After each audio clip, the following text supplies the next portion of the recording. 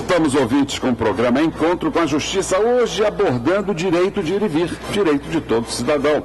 E também discutindo, debatendo aqui com a defensora pública Eufrásia das Virgens sobre essa ação direta de habeas corpus que ela propôs perante o juiz da primeira vara da infância e da juventude e obteve a concessão da ordem para garantir que todo cidadão possa ir à praia, possa ir e vir. E nós trouxemos aqui um dos personagens desta repressão. O Rodrigo mora no Jacarezinho, tem 17 anos, está fazendo 17 anos hoje. Vamos depois cantar parabéns aqui. Parabéns para você, que vamos chamar de Rodrigo. Vamos chamar de Rodrigo. Na verdade, sou eu que estou chamando de Rodrigo para poupá-lo, para preservá-lo. Mas o Rodrigo mora lá no Jacarezinho e ele costuma ir nesses ônibus ir para a praia. Rodrigo, bom dia. Bom dia. Conte-me aqui, como é que é a sua vida lá no Jacarezinho? Você estuda, você trabalha, tem onde você... tem lazer lá na sua área, Rodrigo? Bom dia. Bom dia. Eu estudo sim, trabalho num projeto de jovem aprendiz. Estou no segundo grau do ensino médio. E minha rotina de vida no dia a dia é assim, doutor. Acaba sendo constrangedor você sendo trabalhador, estudante, poder sair num ônibus. E nesse ônibus você poder ser abordado por policiais. Você já foi abordado por policiais? Já. O que mais aconteceu já foi isso. Quando você ia para a praia ou quando você ia para onde? Quando eu ia para a praia, sempre quando eu ia para a praia. E como é que é? Vocês pegam o ônibus lá no Jacarezinho e costumam ir para onde? Que praia? Arpoador, Ipanema. Essas são as praias que a gente... Por que Arpoador e Ipanema? Você gosta dessas praias? Sim. Também acho que mais facilidade também. Sim. E você, quando vai para essas praias, você leva documento, dinheiro? Sim, identidade sempre, e dinheiro da passagem. E como é que são essas abordagens policiais? Doutor, costuma ser assim. Você está dentro do ônibus indo para a praia, na maior tranquilidade, o policial aborda o ônibus no normal, e o que acontece? Pergunta sempre onde que mora. Cada pessoa dentro do ônibus, ele pode ver um menor de idade que ele já pergunta onde que mora. Você dizendo que mora no Jacarezinho, eu moro no Jacarezinho, eu vou dizer que mora no Jacarezinho, ele já age de uma forma diferente, entendeu? Do Jacarezinho é traficante, tá errado, é ladrão, já veio pra roubar, veio pra praia pra roubar, não veio pra curtir a praia, mas não sabe de nada, entendeu, doutor? E manda descer e esculacha? Manda descer, esculacha, faz a revista, fala que esconde as coisas. Já aconteceu muita coisa, fala que já roubei telefone. Acaba, sempre costuma ter os moleques que roubam assim, as pessoas roubam dentro do ônibus mesmo. Sendo que nessa que eles vê, denunciam, sempre tem alguém que denuncia. Aí ele costuma... Desculpa, doutor, que eu tô nervoso. Quer dizer que tem um ou outro que realmente faz alguma coisa errada dentro do ônibus. Sempre tem um que faz uma coisa errada. E isso é denunciado pelo... E acaba todo mundo sendo julgado, entendeu? Aí todo mundo leva a... E é mais julgado ainda você falando no lugar onde você mora, que é o Jacarezinho. Que saiu do Jacarezinho, ele já acha que é traficante, doutor. Sendo que tem trabalhador e tem estudante, sendo normal. Você, quando procura emprego, você diz onde mora ou você tem vergonha de dizer que mora? Eu digo onde eu moro. Você gosta do lugar onde você mora? Gosto, sim. Você só quer ser feliz, andar tranquilamente na favela onde nasceu, não é isso? Sim. Você gosta de funk? Gosto sim de funk, gosto um pouco de cada música. E no ônibus, os meninos vêm cantando músicas, digamos assim, que fala de droga, que fala de arma. Sim. Proibidão? Sim, isso é normal. Isso é normal? Normal. Mas é uma forma de divertimento, né? É uma forma de divertimento, sim.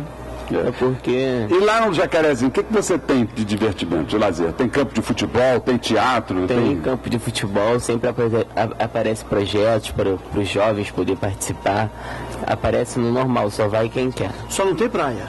Só não tem praia no Jacarezinho. Aí tem que vir mesmo para Ipanema e para Arpoador, o né? pessoal vai todo para praia. Muito obrigado, Rodrigo. Era um feliz aniversário para você. Foi muito bom obrigado. Você vir comemorar seu aniversário aqui conosco. E é sempre bom ouvir o outro lado, né? Ninguém nunca colocou um menino desses no microfone para ele dizer qual é o sentimento dele, o que ele sente. Você vê, um menino trabalhador, trabalha como jovem aprendiz, um menino estudioso, está cursando a escola, mas é um menino, como todos os outros meninos, que gosta de praia, que gosta de namorar, que gosta de funk, que gosta do que é bom e que gosta de viver e tem energia para viver e tem que ser respeitado no seu direito de viver, de ir e vir e viver a sua juventude na sua plenitude. Então, muito obrigado, Rodrigo, parabéns aí. Você disse que estava nervoso, mas você mostrou que no dia do seu aniversário você é um bom entrevistado. Parabéns aí, deu o recado. Obrigado. E o que nós queremos é que você, como tem sido um exemplo lá na sua comunidade, um menino que trabalha, um menino que estuda, um menino que vive para a sua família. Continue vivendo no seu lazer e sempre que puder, arrebanhe mais pessoas para o seu lado, garotos assim como você, que andem para o caminho do bem, porque o caminho do mal, as tentações são muito grandes. Quer dizer, o caminho do mal, do tráfico, da violência, da criminalidade, essas tentações são muito grandes e são grandes para todo mundo. Agora mesmo nós estamos falando aqui, o desembargador João Batista Damasceno, o desembargador Antônio Carlos Esteves e eu, quanto as tentações nos chamam, né? Imagina na praia de Ipanema, como a gente fica tentado, não é, Rodrigo? Você fica também? Fica muito tentado, né? Isso é natural. Mas essa tentação, Rodrigo, ela é sadia. Desculpa.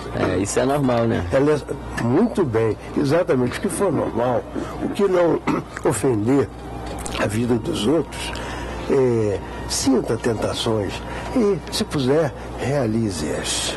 Doutora Eufrásia, além desse problema do direito de ir e vir, a senhora tem sido uma ativista combatente na proposta de políticas públicas para crianças e adolescentes. Nós estamos agora em plena campanha para conselheiros tutelares. O Rio de Janeiro tem os conselhos tutelares que deveria ter, por lei, doutora Eufrásia? Infelizmente, não há ainda o número adequado de conselhos tutelares, mas é importante destacar que nós vamos ter, agora no dia 4 de outubro, né, uma data unificada para escolha de conselheiros tutelares e que é muito importante a participação de toda a sociedade. A Defensoria Pública tem um projeto em andamento de diálogo permanente com os conselhos tutelares. E a Defensoria Pública está à disposição de todos os conselheiros tutelares para esclarecimento, para encaminhamento de situação. A gente tem tido uma parceria muito grande e realmente precisaria ter um número muito maior de conselhos tutelares. O CONANDA tem uma resolução dizendo que deveria haver um conselho tutelar para cada 100 mil habitantes, né, na cidade. Então, a gente precisa ainda, a gente tem um número de 17 conselheiros tutelares somente no Rio de Janeiro. Acho que ontem parece que foi inaugurado mais um, hoje. E eu queria também destacar assim, que o Conselho Tutelar é um órgão muito importante para a proteção de direitos de crianças e adolescentes e reiterar que o Estatuto da Criança e Adolescente é uma lei de proteção integral para toda criança e adolescente. O Conselho Tutelar é um órgão incumbido pela sociedade de zelar por esses direitos. E além disso, nós temos também os Conselhos de Direitos, né, como órgãos muito importantes para a elaboração das políticas públicas e fiscalização também do cumprimento dessas políticas pelo Poder Executivo, mas nós ainda não temos, por exemplo, uma destinação orçamentária de acordo com o princípio da prioridade absoluta, mas nós, conselheiros de direitos, conselheiros, e assim como a Defensoria Pública também nesse apoio aos conselhos tutelares, temos tido muitas dificuldades para a efetivação de direitos. É isso que a gente precisa destacar, que a grande parte da sociedade, da mídia, só enxerga e superdimensiona o adolescente quando ele é autor de um ato infracional. E as crianças e adolescentes que são vítimas de violência, historicamente, de acordo com as estatísticas, que esses números são muito maiores do que o número de adolescentes que cometem ato infracional, mas esses são invisíveis, né? Quantas crianças aí são vítimas de violência, de abusos, e mesmo até de crimes contra a vida. além de crimes contra a dignidade sexual, e que nem sempre existe uma devida responsabilização. Então, acho que a gente precisa avançar muito mais na proteção, ao invés de se discutir apenas a repressão e propostas inconstitucionais como é a de redução da maioridade penal. Nós estamos com o nosso repórter de linha, Silvio Augusto. Silvio Augusto na linha. Bom dia, Silvio Augusto. Formule a sua pergunta. Bom dia, doutor Ciro. Estou aqui do lado da senhora Neide Aparecida Guimarães, que mora em Nova Cidade, no bairro Itaboraí. Ela quer fazer uma pergunta, mas é tímida e eu vou fazer essa pergunta por ela. Ela faz a pergunta da seguinte maneira. Neide Aparecida Guimarães. Não pode ser tímida. Neide Aparecida é a primeira maior apresentadora da televisão brasileira. Ela nunca foi tímida. É verdade. Um abraço aí na dona Neide. Sim, ela faz a seguinte pergunta. Ela pergunta o seguinte, como é que pode a polícia militar, que não tem infraestrutura nenhuma, aparelhamento nenhum, prende as crianças, não tem condições de dar nenhuma assistência socioeducativa, e para onde essas crianças vão, se porventura não é o dever da polícia? Que tipo de abrigo faz para recuperar tais menores pego em determinadas infrações, como os veículos de televisão têm mostrado, doutor Ciro? Muito obrigado, Silvio Augusto. Obrigado, Neide Aparecida, pela sua pergunta. Vou passar a palavra aqui para responder à nossa defensora Eufrásia das Virgens. Acho que a gente precisa ter aí um cuidado, que é o que a gente está mais discutindo nesse momento, de saber identificar a criança e o adolescente que está em situação de vulnerabilidade por não ter família, por ter sido abandonado, e isso é uma coisa que lamentavelmente ainda acontece, crianças que não têm quem seja responsável por elas. Isso tristemente ainda é uma realidade de muitas crianças. Essas crianças merecem uma proteção através de um encaminhamento para a instituição de acolhimento, e o juiz da vara da infância vai então aplicar a medida de proteção de acolhimento familiar ou institucional. É importante destacar que a gente não tem somente acolhimento em instituições, existe a possibilidade, e é o que o Estatuto prevê que deveria ser preferencialmente feito, o acolhimento através de uma família previamente cadastrada pelos municípios. O município do Rio de Janeiro tem esse programa, não sei em quantos municípios, e a gente precisa saber em quantos municípios esses programas existem, para que aqueles municípios onde eles não existam, ele seja implementado, que é para acolhimento de crianças em situação ou porque foi vítima de violência ou porque foi vítima de abandono, parte da família.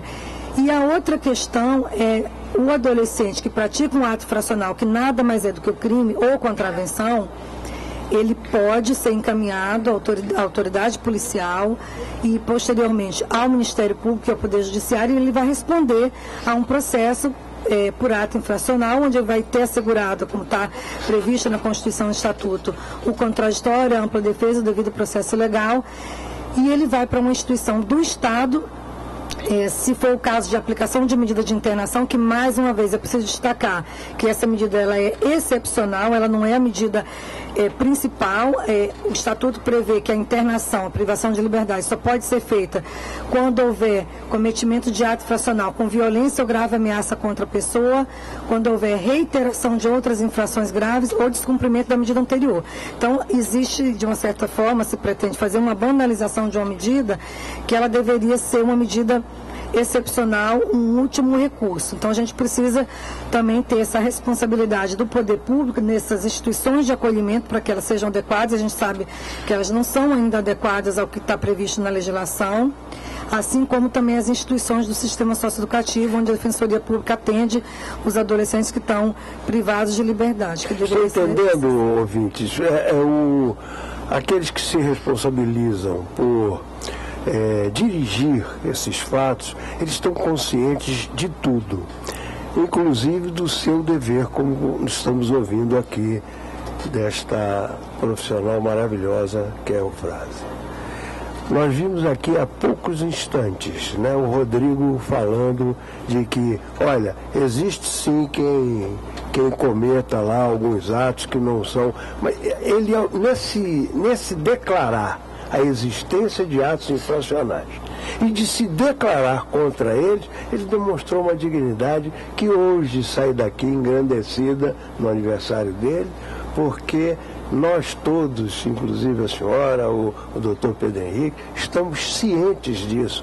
Nós sabemos que existem aqueles que cometem as faltas, mas o problema é que exacerba-se, aumentam-se as medidas contra aqueles que nada estão a fazer, a não ser aparecer com a sua tez morena. E os ouvintes estão fazendo perguntas aqui, várias perguntas dirigidas ao doutor Eufrásia, através do telefone 35720760. A Osória, lá de Niterói, obrigado Osória pela sua participação. Quando uma criança de rua passa mal, desmaia, o que se pode fazer para ajudar essa criança? Ligar para onde? Chamar quem? A criança que desmaia na rua, ela tem que ter um socorro médico, né? Então, no primeiro momento, chamar a assistência à saúde, né? Um bombeiro, né? SAMU, né? SAMU, 192, né? E se a criança estiver em situação de negligência, estiver em situação de abandono, o Conselho Tutelar é o órgão que vai aplicar a medida de proteção, encaminhar isso à vara da infância. E, além disso, se a pessoa não souber localizar o número onde procurar naquele momento, ela pode ligar para o número 100, que é um número nacional de notificação de qualquer tipo de violação de direitos, não só de crianças e adolescentes, como de qualquer pessoa. Deixa eu perguntar aqui ao Rodrigo, que faz parte aqui da nossa mesa. Rodrigo, você sabe o que é o Conselho Tutelar? O Conselho Tutelar?